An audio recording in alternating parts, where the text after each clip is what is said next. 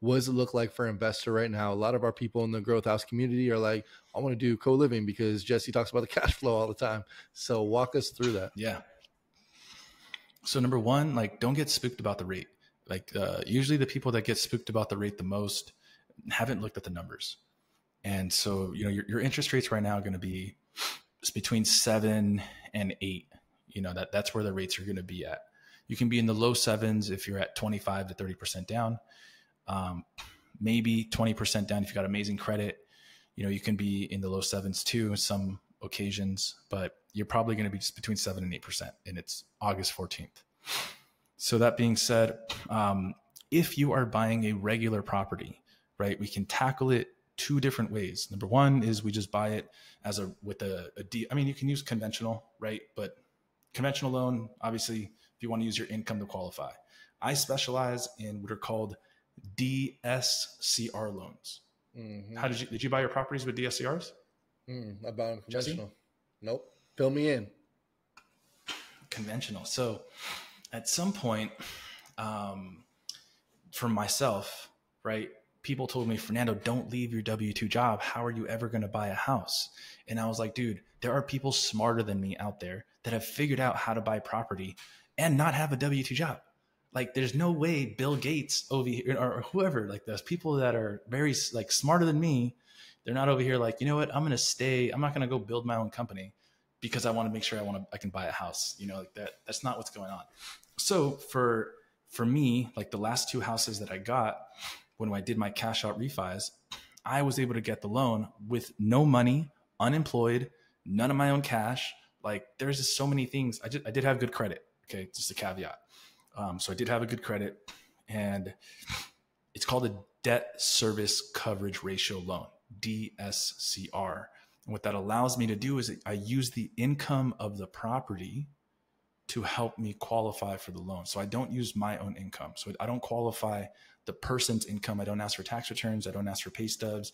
I don't even ask for 2 months bank statements. I'll only ask for like 1 month bank statement. And many times these DSCR loans allow people to scale. I helped one borrower. I like telling this story. There's a gentleman I'm working with right now. He's 80 years old, 80, okay, fully retired. And he's still building his real estate portfolio. I helped him refinance 5 loans, and I'm helping him buy 4 properties with one borrower. So and he doesn't work. Like, how do you do that? You use a DSCR loan, somebody wants to, like me, how do I buy properties without using my own money? If on a conventional loan, a conventional purchase, they're going to ask you 2 months bank statements, and they're going to ask you where you got the money from, right? How do you do it? You could do it with a gift, right? You can do it with your own assets. So there are still ways to navigate that world, but with the DSCR loan, many times we don't really care where you got the money from, or we only have like a 10-day seasoning period or no seasoning period at all. So that means, Jesse, you could smuggle whatever you want out of Spain and Portugal, bring it to the US, you know what I mean? And then like buy property. And I'm not going to ask you how the money got to the US. It's crazy. But so DSCR loans allow you to be significantly more creative in how you scale your portfolio. Did you already know that rule about like you can't have more than 10 conventional loans on your personal credit? I've heard this, but I never looked into it. Is that true? Yeah. So if you're trying to scale your portfolio, once you hit 10 conventional loans on your personal credit, you basically tapped out. The other way to get around it is you get a spouse, so you'd have to find somebody, Jesse, in wherever the world you are. Where are you at right now? Italy? Rio. You're in where? Rio, Brazil. Dude, how'd you get to Rio? You were like in Italy like a week ago or something, dude. Yeah, about a week tight. ago I was in Greece. There you go. You're in Greece. All right, cool, man. So as soon as you find, a mamacita, she can get 10 conventional loans too. So that's how a lot of like power duos collab is you get 10 conventional loans in yours, and then, your spouse gets 10 in theirs. And then she gets a green card, and I get now 10 more loans.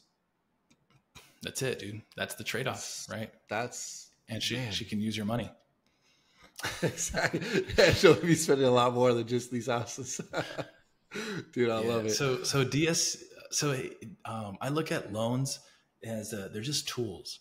So remember, I only became a loan officer a year ago, but before that, I was an investor. So as an investor, like how am I going to structure all my purchases? Like I said, the first one was 15% down using my wife's income. Second was 10% down, vacation home loan. The third and the fourth, I used hard money, did the rehab, then I did a cash out refi into DSCR loans that I could carry, right? I could be the credit guarantor on, so that the people giving me the money on the deal, they don't have to put their credit on the name. They don't have to worry about personally guaranteeing that loan, right? That was me being able to do it without my own income, leveraging other people's money. So loans, they're there to solve problems, and conventional loans for sure. If you can roll with that first, like that's good.